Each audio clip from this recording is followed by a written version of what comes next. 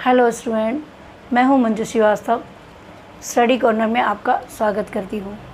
आज मैं आपके सामने कबीर की साखियाँ लेकर उपस्थित हुई हूं।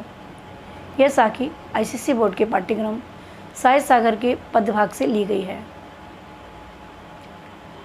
पहली साखी है, गुरु गोविंद दो खड़े काके लागू पाए, बलिहारी गुरु आपनो जिन गोविंद दियो बताए। कबीरदास ने इस साखी में गुरु के महत्व को बताया है।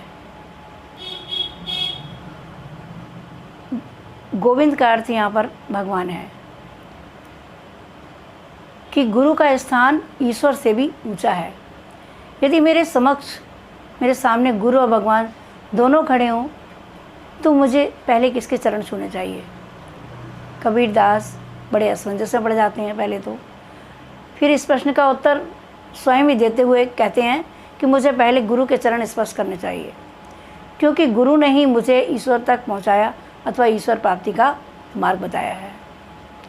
उनका मानना है कि गुरु ज्ञान का भंडार होता है, जो अपने शिष्य को उत्तम ज्ञान देकर उसे महान बनाता है तथा उसकी प्रत्येक कठिनाइयों को दूर करने का भी प्रयास करता है।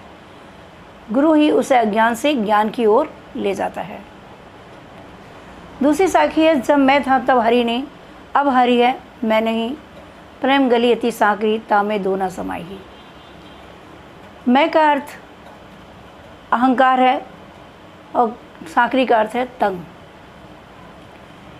इस साखी में कबीरदास ने स्पष्ट किया है कि ईश्वर प्राप्ति तथा साक्षात्कार के मार्ग में सबसे बड़ी बाधा अहंकार की होती है।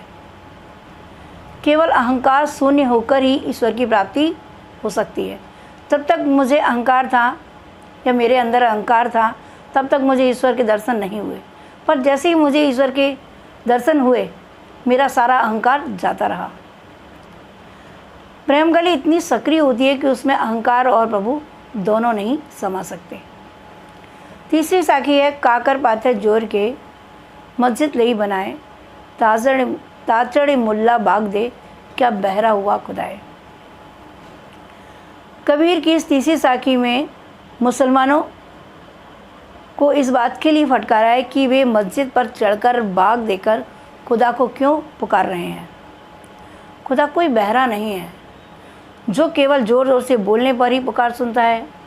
कंकड़ पत्थर जोड़ कर मस्जिद बनाकर उस पर चढ़कर ज़ोर ज़ोर से बाग देना व्यर्थ है, क्योंकि ईश्वर को सब कुछ सुनाई देता है, इसलिए उसे शांत स्वर में भी पुकारा जा सकता है। ईश्वर बहरा नहीं है। चौथी साखी है, पहान बूझे हरि मिले तो मैं पूछूं पहाड़, ताते ये चाकी भली पीस खाए संसार। चौथी साखी में कबीरदास ने हिंदुओं की मूर्ति पूजा पर प्रहार करते हुए कहते हैं कि केवल पत्थर पूजने से ईश्वर की प्राप्ति संभव नहीं है। अगर पत्थर पूजने से भगवान मिल जाते तो मैं पत्थर के बने पहाड़ को पूजता। पत्थर की मूर्ति से तो पत्थर की बनी हुई चक्की अच्छी है, जिसमें अन्न को पीस कर आटा बनाया जाता है, जिससे सबकी भूख शांत होती है। पांचवी साखी है, सब धरती कागज करो लेखन सब बन रहा है, सात संबंध की मसी करो गुरुगुण लिखा न जाए। तो संबंध का अर्थ है समुद्र। पांचवी साखी में कबीरदास ने यह स्पष्ट किया है कि ईश्वर के गुण अनंत हैं, उनका वर्णन किसी भी प्रकार से नहीं किया जा सकता।